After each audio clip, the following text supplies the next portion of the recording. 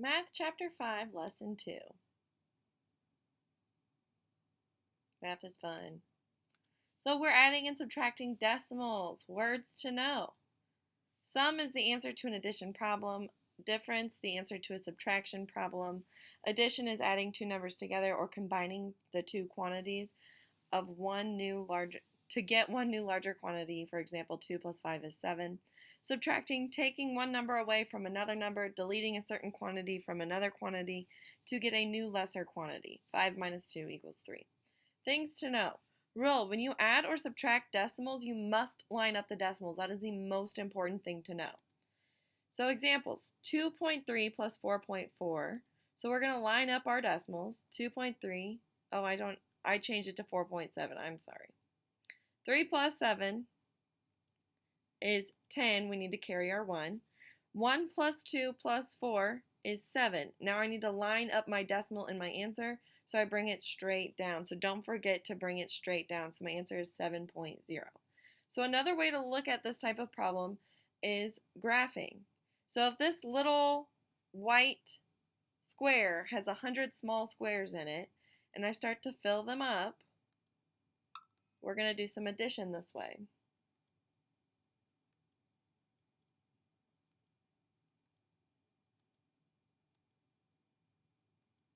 So one big square is one whole. The small squares are worth 0.01 or 1/100th. So if you think of this as a fraction, the big white square is one whole, and each smaller blue square is 1/100th. So it's like thinking of a penny compared to a dollar. How many squares are colored in? I just colored in 13. They're blue. How many small squares are there total? There's 100 total. So the fraction of squares that are colored into the total is 13/100ths. So writing that as a decimal is 0.13.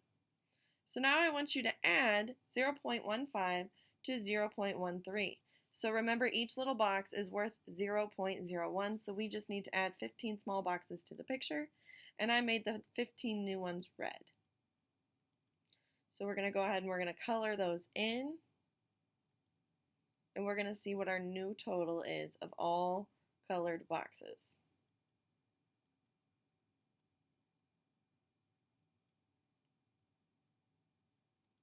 How many are there total? Let's do the addition.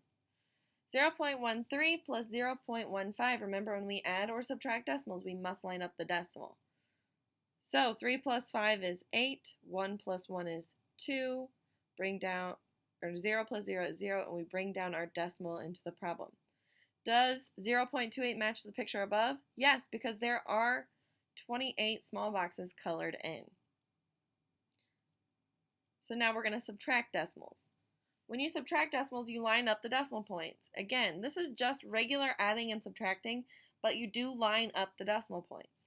For example, 1.54 minus 0.67.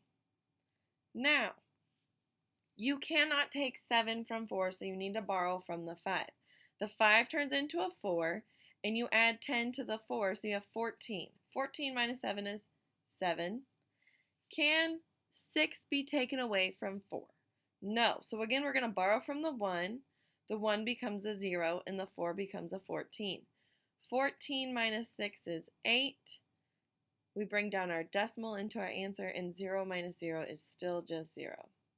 So 1.54 minus 0.67 is 0.87.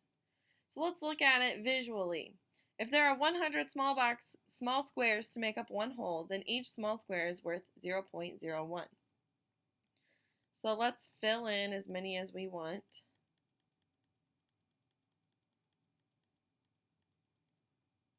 Each square is worth 100th.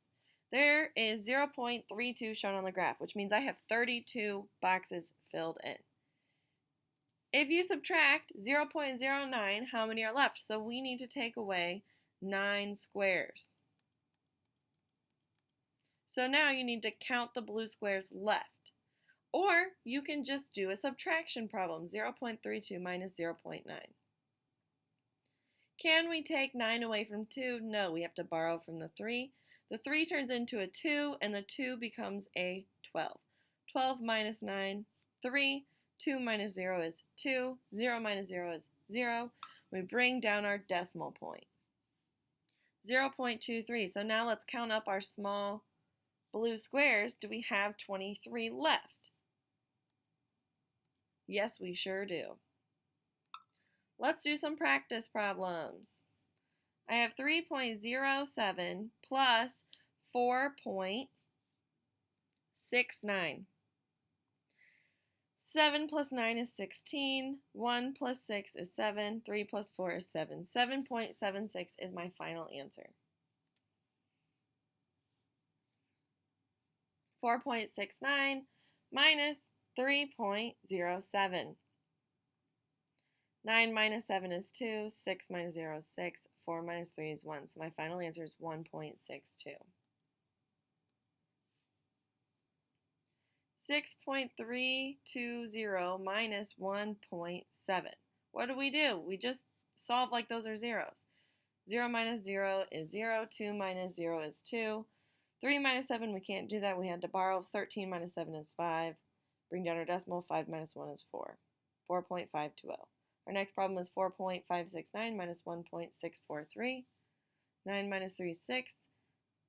6 minus 4 is 2. 15 minus 6 is 9. 3 minus 1 is 2. Those are our final answers. So remember, when subtracting, you need to remember to borrow if the number on the bottom is bigger than the number on the top in the problem. All right, that is adding and subtracting decimals. The most important thing is to remember, when you add or subtract decimals, line up the decimal points.